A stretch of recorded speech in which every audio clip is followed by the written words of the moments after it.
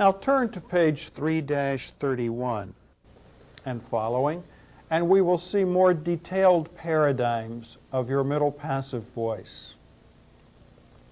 On page 3-31, we see the present middle or passive indicative. What you need to notice here is that both the present middle and the present passive use the same endings. They're spelled the same way. So how would you know whether or not you're dealing with a present middle verb or a present passive verb? What do you think by now? Context. That's correct. What is the idea of the passive voice? The subject is acted upon. And so if the subject is receiving the action, then you're dealing with a passive voice. Let's go through these paradigms. The first singular, we'll use our verb luo, so the stem is lu. Our connecting vowel is omicron, and the ending is mai. So we wind up with luomai. There's the omai on the end, luomai. Let's skip the middle voice translation and just look at a passive voice translation here. I am being broken, or I am broken.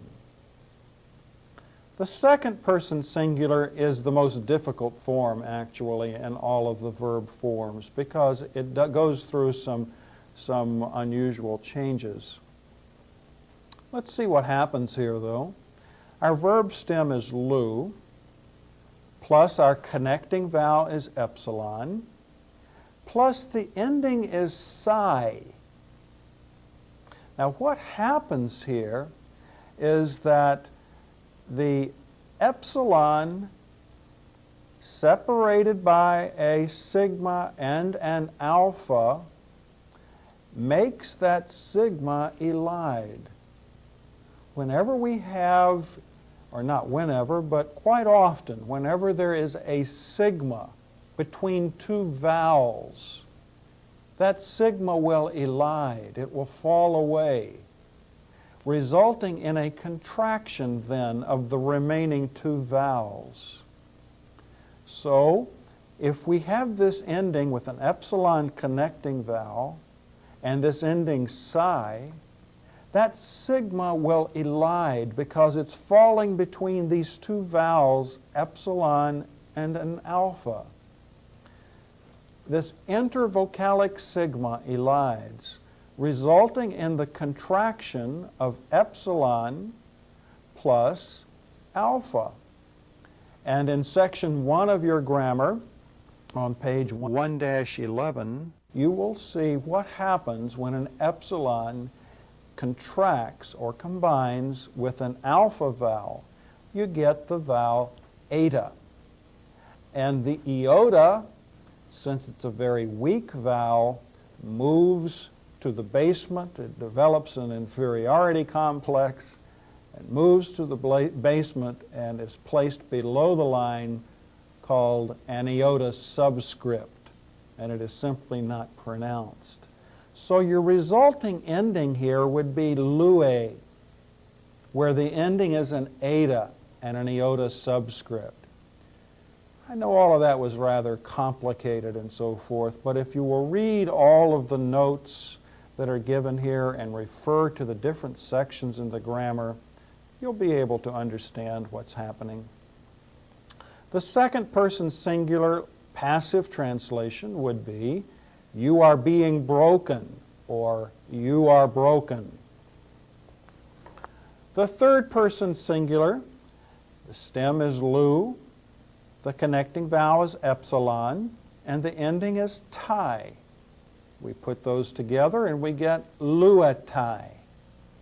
The translation would be, in the passive voice, he, she, or it is being broken, or he, she, or it is broken. In the first plural, we have our stem lu, followed by the connecting vowel omicron, and the ending for the first plural, metha. Put those together and we get luometha. Luometha, translated in the passive voice, we are being broken, or we are broken.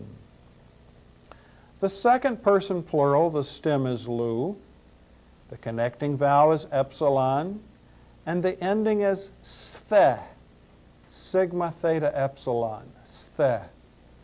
You put those together and you get luesthe, luesthe.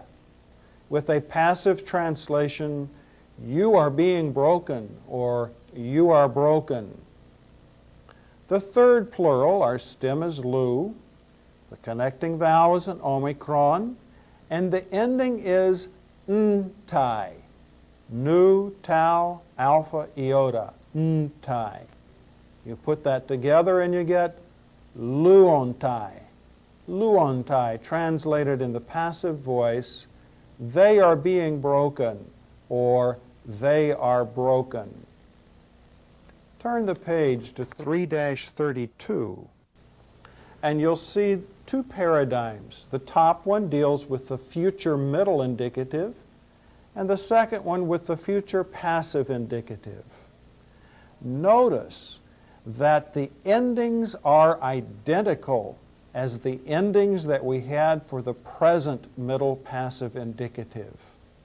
There is a difference, though. The future middle indicative will insert a sigma tense indicator before the endings. Well, that's not new for us, is it? In the active voice, the future indicative also inserted a sigma tense indicator before the endings. What is different, though, is that the future passive does not use a sigma tense indicator, but rather it uses a theta eta sigma as the future passive indicator, followed by the very same endings that the future middle and the present middle passive uses.